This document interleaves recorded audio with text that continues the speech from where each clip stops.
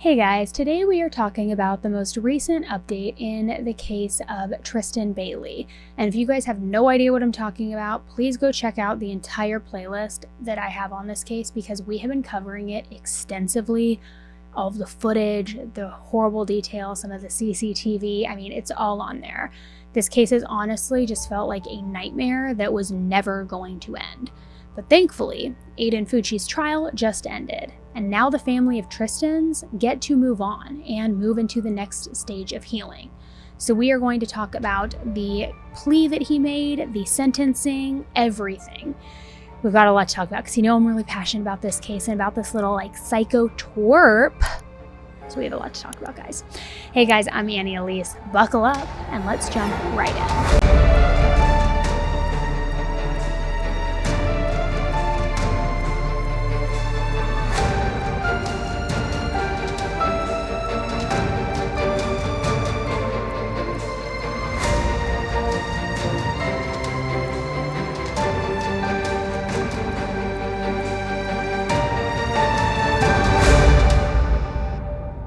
So we all know that Aiden Fucci was sticking to his not guilty plea. On February 6th of 2023, the courts were set to begin the jury selection for his jury trial, which was quickly approaching. However, literally in the last hour, he pleaded guilty to first-degree murder in the death of St. Johns County schoolmate Tristyn Bailey. Sir, if you raise your right hand, you swear or affirm the testimony that you're about to give will be the truth, the whole truth, and nothing but the truth, so help you God. Yes, Your Honor. All right, sir, please state your name. Aiden Fucci. Mr. Fucci, how old are you, sir? 16. How far did you go in school? To 8th grade. Are you able to read, write, speak, and understand the English language? Yes, Your Honor. Are you under the influence of any medication, drugs, or alcohol right now? Yes, sir, my medication, but What type of medication are you taking? REMORSE, lithium, and Suppressor. Is that medication prescribed by a physician? Yes, sir. And does that medication assist you in your ability to understand what's happening and going on around you? Yes, sir. Have you taken that medication today as prescribed by your physician? Last night, sir. Last night, is that when you were scheduled to take it? Yes, sir. All right. And is it in any way, shape, or form affecting your ability to understand what's going on here this morning? No, Your Honor. Do you feel clear-headed and clear-minded about what's going on here today? Yes, Your Honor. Have you ever been diagnosed with a mental health condition that could affect your ability to understand and comprehend what's going on today? No, I don't believe so. Your attorney has informed me that you'd like to enter a plea of guilty to the charge of first-degree murder. That is a sentence that is a crime which is punishable by up to life in prison. You understand that today we are here for jury selection. So we actually have members of St. Johns County who have reported to the courthouse today downstairs. They're actually waiting for us right now, and we were going to begin to select a jury to conduct a trial for you. You understand that you have the right to that jury trial? Yes, sir, I do. I do find a sufficient factual basis for the charge of first-degree murder. Mr. Fucci, is it your desire to enter a plea of guilty to one count of first-degree murder? Yes, sir. I accept your plea. I find it's entered into freely, voluntarily, and intelligently, that you are coherent and alert, and that you understand the nature of the charges and the consequences of your plea. I do. So as we heard, the judge could sentence Aiden anywhere from 40 years to life in prison, but he could still be released early. Since he is a juvenile, even on a 40-year sentence or a life sentence, they will review him after 25 years, and it could be deemed that he has been rehabilitated, and if so, he could walk free. However, even with very model behavior, experts say that the possibility of that happening would be very slim. But now that he has put in a guilty plea, he waives his right to appeal the legality of the sentence. That day, the Bailey family released a statement which read, "This is obviously not over yet. There is still a sentencing phase that our family must endure.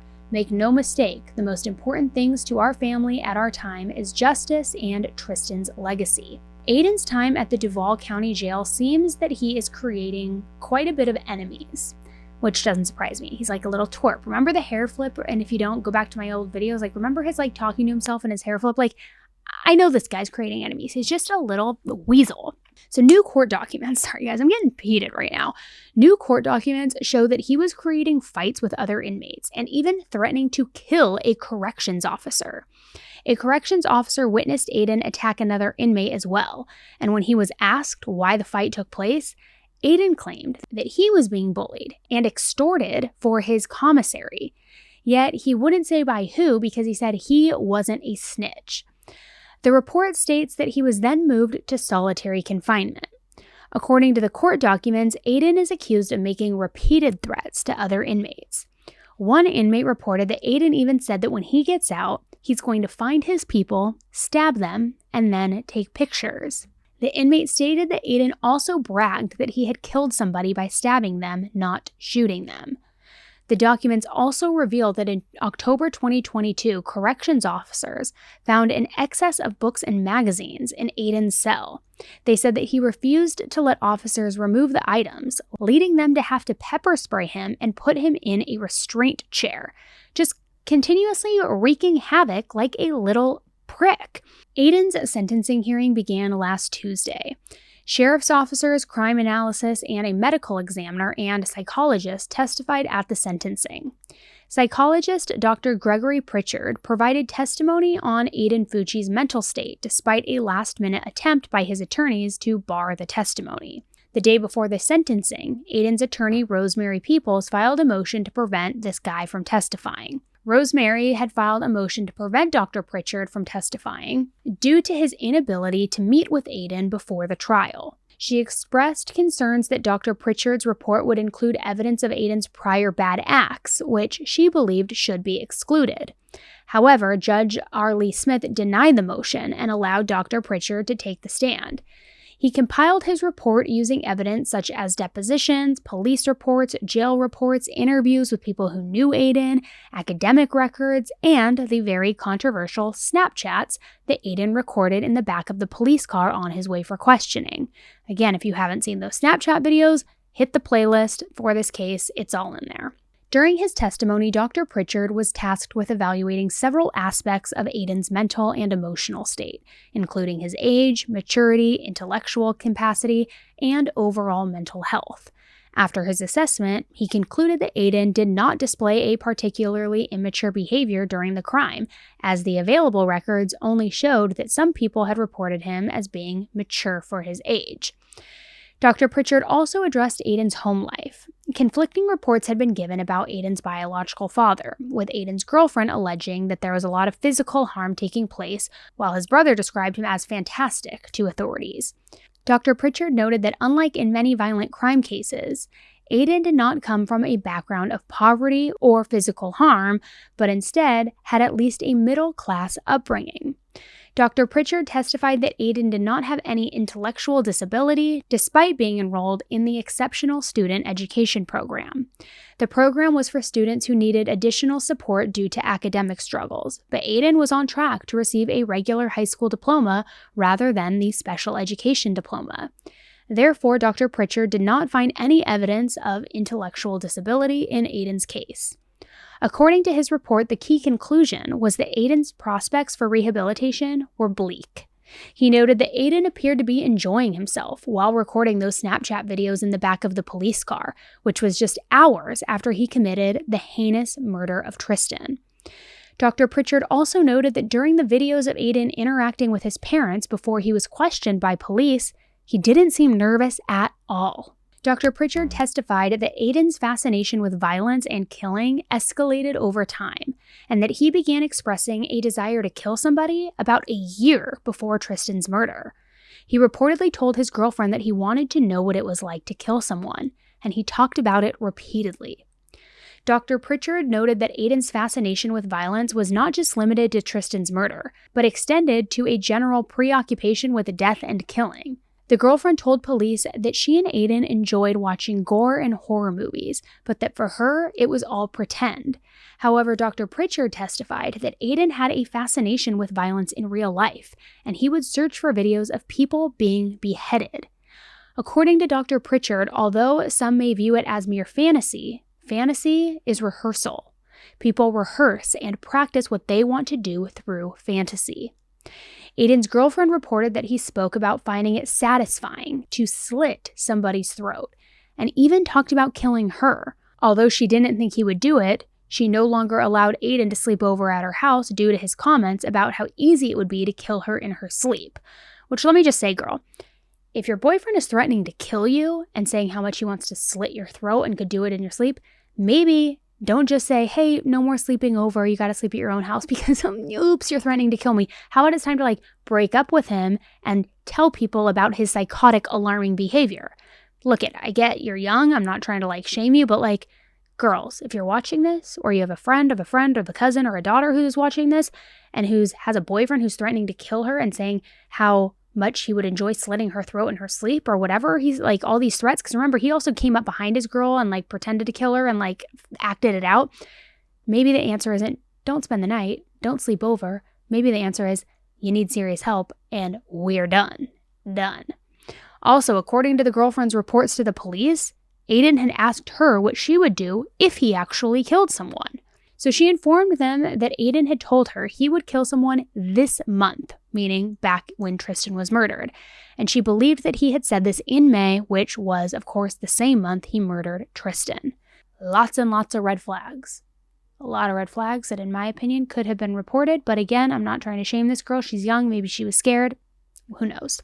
He also spoke about records which had been raised in court before, which say that Aiden had been extorting other inmates and even threatened one, saying, I'm going to stab you and I can't wait. I'm going to look you in the eye. You're telling me this kid, this young kid who's not even, 16 years old yet, is so confident saying, I can't wait to stab you. I'm going to look you in the eye. And you're saying he's the same kid who in that jailhouse video was pretending to hear voices and flip his hair and he was some poor little, not a deer. Is it a deer? Who's the poor little doe-eyed Bambi? Well, you get where I'm going. Anyway, I got to stop with the analogies. Now, his overall assessment is that Aiden's behavior is extremely unusual and rare compared to his peers. He did not offer a diagnosis, though, of any kind, though he repeated that he could have done so if he was able to meet with him. Police officers and a medical examiner testified as well. The person to take the stand was a detective who drove Aiden in his patrol car to trace the area he said that he and Tristyn had walked that night she went missing. He testified that Aiden initially denied knowing anything about Tristyn's whereabouts, but later changed his story, saying he had been with her but left her alone in a wooded area after she got mad and walked off. Another detective testified about the blood found on Aiden's clothing and shoes, which was confirmed to be Tristyn's through DNA testing. The medical examiner also took the stand, detailing the extent of Tristyn's injuries, including 114 stab wounds and evidence of blunt force trauma. During the trial, investigators presented evidence such as photos of clothing found in Aiden's home with the bloodstains on them. They showed surveillance videos from the Durban Crossing neighborhood where Aiden was seen wearing the exact same clothing. Additionally, the court was shown pictures of Tristyn's body lying in the area where she was found, having been stabbed 114 times. The court also saw a new video of Aiden sitting with his parents as he waited to be interrogated by police. They scold him about posting to Snapchat, and he says he needs to get his story straight. Several people who were close to Tristyn planned to address the court in person, in addition to the 130 victim impact letters that were submitted to the court in both written and typed form. Tristyn's cheerleading coach, Brianna Cherry, shared the difficult task of informing Tristyn's teammates, all aged between 8 and 13 years old, about her death. There's nothing in the coach's handbook that could have ever prepared me for what I would face on the horrific day that was May 9th, 2021. I was in Orlando, Florida, coaching at the Cheerleading Worlds, where just 1 week before, I stood in the exact same spot with Tristyn as she competed at the summit. The summit was the Super Bowl of cheerleading for Tristyn's team and age group. We were on top of the world after having an incredible showing at the biggest competition of the year. We were so excited for the future of these young athletes and all of the incredible talent we would be starting the new season with. Then 1 week later, our lives changed forever, and not for the better. Aiden Fucci selfishly took Tristyn away from so many people who loved and needed her. Our team lost its leader. These athletes lost their sister. And I lost a piece of my heart that I will never be able to get back. When you have the heart and the personality that Tristyn did, your impact stretches far beyond those in your immediate corner.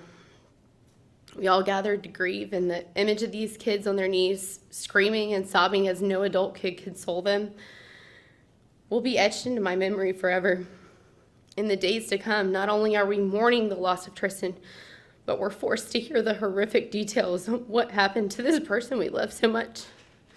How do you tell an 8-year-old child it's going to be okay when they have to hear from the world around them that she was brutally murdered by her schoolmate? It's our job to protect our children. And due to the nature of this crime, there was no way to hide these details from these babies. These details will continue to haunt each and every one of us on a daily basis.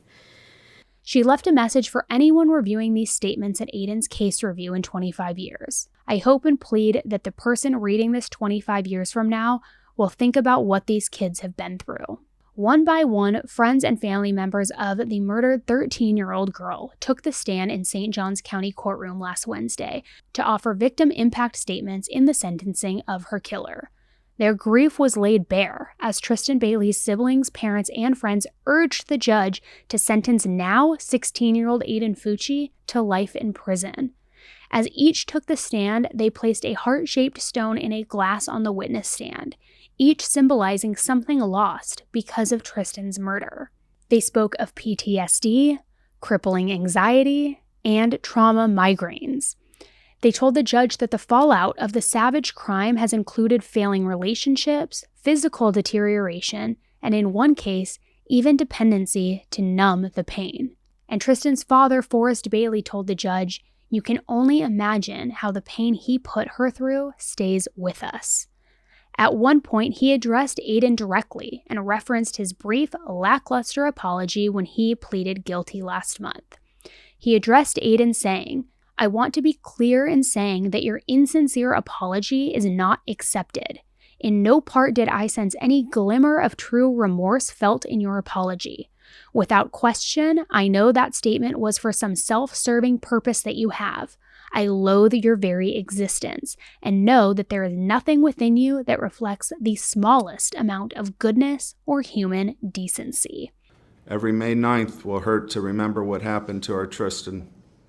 The anniversary dates are always difficult. As you know from the way too many parents that you've spoke to in your courtroom, the pain and triggers happen every day. Every day upon waking up is a cruel reminder that she is gone. Within our family, we had our tradition of Bailey Family Fun Day. No event in the world it was as dear to me as our family dinners, and everyone would make it there on Sunday. Every Sunday is filled with hurt as the day she was ripped from us.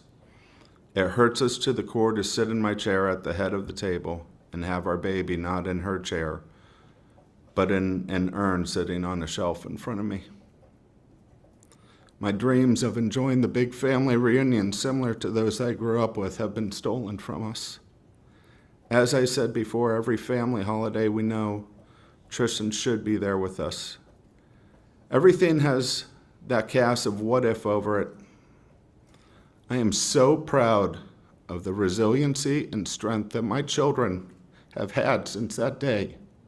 Each of them have managed to have incredible accomplishments while going through this grieving process.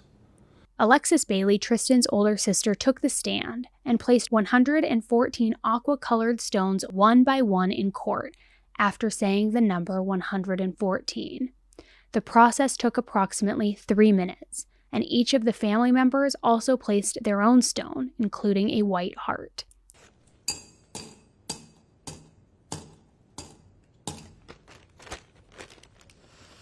This jar now holds 114 stones, one for each of the 114 stab wounds that my sister had to endure. It was 1 hour and 42 minutes between when my sister was last seen and when Aiden Fucci was next seen, running out of the woods holding his shoes because his feet hurt. It's funny that such a simple statement can bring such anger. Aiden Fucci could show compassion for his sore feet, yet had nothing to leave for my beautiful sister. The number of questions I have for Aiden Fucci surrounding that night plague my mind. Did she see you coming at her with the knife? Or did you stab her while she wasn't paying attention? Did she scream out for help? Or was she paralyzed with agony? Did she cry for my mother? Did she beg you to stop?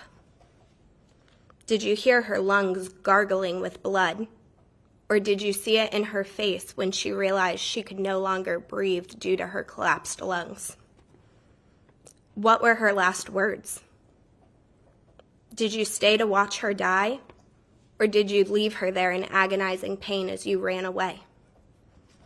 How long did she suffer? Did you watch the life leave her eyes? Do you know the answer to any of these questions? Or were you too caught up in the thrill of the kill? Throughout a day filled with heart-wrenching statements, Tristyn's mother, Stacey Bailey, delivered an especially heartbreaking testimony. She shared with the judge how teenagers in their community were traumatized by Tristyn's death, and some of them even attempted to take their own lives. Stacey also spoke about her difficult pregnancy with Tristyn and the many memories they shared together, including traveling for cheerleading competitions and mother-daughter activities. However, she also recounted the traumatic experience that occurred on Mother's Day 2021, when Tristyn was brutally murdered, causing unspeakable horror for their entire family. She also read the judge a single entry from her journal, documenting a night spent between fear and anxiety, sleep elusive, steeped in dread. Her thoughts included the suffering her daughter endured as she was stabbed to death. Aiden Fucci, you have destroyed me. You have destroyed my family. You have destroyed Tristyn's friends. You have destroyed the community that we live in. You have caused a divide amongst friends and neighbors that should have never been. You have taken away my baby girl, my past, my present, my future, by your calculated, vile actions. I will never be able to watch her perform on stage with her cheer team. I will never see her win Summit or Worlds. I will never have our special weekends away, just the two of us. She will not be able to graduate high school or college. And her father will never be able to walk her down the aisle at her wedding. You have taken this all away from us. I will never understand the heinous choice you made that day or why my kind daughter was the one that you chose. I will spend the rest of my life grieving our beautiful daughter, longing to hear her voice and hold her in my arms. Aiden Fucci, your deplorable actions are unforgivable, and I will pray every day that you stay in prison for the rest of your life and never be able to harm anyone else in this world again. Your Honor, I plead with you. Please consider everything that he has done to our daughter and to our family. Aiden wrote a letter to the court, to Tristyn's family, his parents, and the community. Now, guys, as I go through this, I didn't fix any of the misspellings or the grammar. It was actually like a little bit, honestly, kind of comedic to me that this little kid tried to write a serious letter with so many issues. But again, not trying to shame him. Actually, I am going to shame him because he sucks. So let's go over this letter. Dear Judge, my name is Aiden Fucci. I am 16 years old. First off, I want to say that I'm sorry. I'm sorry for all the pain I caused to the Bailey family, which he couldn't even bother to spell the family's name correctly. I'm sorry to the friends, brothers, sisters, mom, dad, and any other family relative. I'm sorry that you didn't get to know her that long. You did not have any long relationships with Tristyn, and for that, I'm sorry. For the community, I'm sorry. I brought all this pain on every day, and I'm sorry, and I know my apology will not fix anything or bring her back, but I hope it help in some way. And for my dad, I'm sorry that he had a bad spot in work because of me. I miss being outdoors with my dad and brothers. I miss the fun we had, like four-wheeling, paintballing, going on the long car trips. Dad, Your made things fun like the tarp to the four-wheeler, so we could slide on the tarp behind. Dad, you're special because you made fun out of nothing. Love you. To my mom, I want to send my apologies as well. I'm sorry that she had to move her house because people were sending threats to the house and my family, and that my little brother and sister had to change schools because of me. Mom, now I miss your lemon pepper chicken. I miss your hugs. I miss you. The longer I'm in here, the more I forget, the more memories I lose. I'll never forget you love me. Signed, Aiden Fucci, Sunday, March 12th, 2023. Sorry that you don't have your lemon peppered chicken, my man, but hi, Tristyn's family doesn't have Tristyn. I think that's a little more serious than you getting your grub on. Aiden Fucci was sentenced to life in prison last Friday for the murder of Tristyn Bailey. 114 stab wounds, 49 defensive wounds, 35 wounds to the head and neck, 29 to the back and shoulder, and 6 fatal wounds. This court has reviewed and seen more than its fair share of autopsy photos. The autopsy photos in this particular case were particularly difficult. The 49 defensive wounds indicate that Tristyn Bailey was conscious, that she was aware, and that she was doing everything she could to fend off this attack. She suffered a painful, horrifying death from someone that she trusted. Her screams were most likely stifled by her own suffocating lungs. He lured her into a secluded place in the woods near his home, a person that she trusted, and he led her there under false pretenses. Mr. Fucci, having entered a plea of guilty to the crime of first-degree murder, I adjudicate you guilty of the premeditated first-degree murder of Tristyn Bailey. I sentence you to life in prison. Because of your age, you are eligible for review of the sentence in 25 years. I order the Department of Corrections to notify you when you are eligible to apply for your review hearing. Madam Clerk, if you will please impose the minimum fines and court costs. Aiden was booked into prison on Friday following the emotional sentencing hearing at the correctional institution, which is located at 5964 U.S. Highway 90 in Live Oak, Florida. Immediately following, Forrest Bailey, Tristyn's father, spoke in a press conference. Her father expressed frustration with some of the apologies extended by their 13-year-old daughter's murderer and his family. Forrest Bailey criticized Aiden's handwritten apology submitted to the court during his sentencing hearing as well, saying from his behavior at court, at no point has his actions fell in line with the letter, and I believe it is due to the coaching of the defense. Speaking outside of the courthouse and to Aiden's mother, Crystal Lane Smith, Mr. Bailey referred to the open criminal court case against her on the charges of tampering with evidence, and he said the fact that we are continuing to have to go through the legal process makes the apology questionable. You've seen the videos from the home. You've seen the videos from the interrogation room. I would say if she's sorry, she can start by accepting responsibility. Now, Crystal Smith, the mother of Aiden, is facing charges in connection to the crime as well, and has pleaded not guilty to evidence tampering.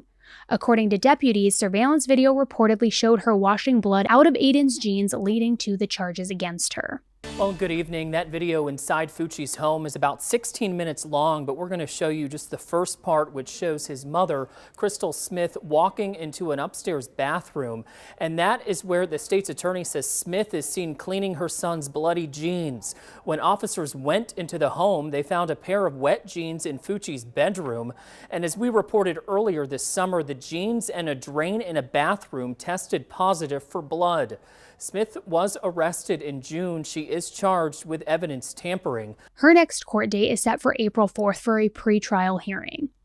Based on deputy reports during her time in the sheriff's office interrogation room with Aiden, Crystal advised him to find his story and stick with it, implying that he should maintain a consistent narrative to protect himself. Additionally, reports suggest that Crystal attempted to convince Aiden that he was wearing khakis instead of the allegedly bloody blue jeans on the night of the murder. According to the report, Crystal Smith whispered the word blood to Fucci, as if to remind him that the pants he was wearing were not clean and had bloodstains on them. In letters to the courts, Crystal explains that she believes her son is not beyond saving, saying, "As a mother, the love you have for your child is difficult to articulate to others unless they're a mother themselves. To be helpless to protect your child is a mother's worst living nightmare. To cope with such a loss is unimaginable. Your Honor, nothing can measure the depth of despair caused by Aiden's crime and the inability to help your child when they need you the most. From a mother pleading on behalf of the life of her adolescent son, please show my Aiden mercy. He's not beyond saving." Disagree. I'm personally so happy that Tristyn's family got the justice that they were seeking, and I know that as soon as they get past Crystal's trial, they will be able to fully just focus on healing and growing Tristyn's legacy. I plan to keep you guys updated as we go through Crystal's court proceedings and watch to see what kind of punishment she gets for her actions during all of this. Now, I'm curious to know from you, so please leave a comment below and tell me what you guys think about this case. Do you think that she should be held accountable to the max because she was trying to cover for her son? And I don't believe that was just in a panic fight or flight moment cleaning the blood off, because she went on to tell him, get your story straight. Hey, no, you wore khakis, not the jeans, coaching him along the way. I think she was trying to help him evade and possibly get off. And also, what do you think about good old Aiden? Should he at 25 years be determined to be rehabilitated? Should he be out on the streets again? Or is he a risk? Because he doesn't seem to have any remorse. He's still threatening to kill people in jail. He's threatening to kill a corrections officer. He's saying he's going to stab somebody in the face and look him in the eye while he's doing it. To me, that doesn't seem like some meek little 14-year-old who had evil thoughts in his brain and impulsively acted. It sounds to me more like a psychopath with something screwed wrong in his head. Just my opinion. So let me know what your opinion is in the comments. All right, guys, I'm going to keep you updated on this one. Again, if you just need a refresher or if you're not super familiar with this case, we did like the deepest of deep dives on this case. So make sure you check out the playlist. Again, it shows all the footage. It shows the route they walked that night. It shows the wooded area. It shows all of the CCTV footage. It's got it all. So check those out, and I will link the playlist in the description. All right, guys, thanks so much for tuning in. And until the next one, stay safe. Bye.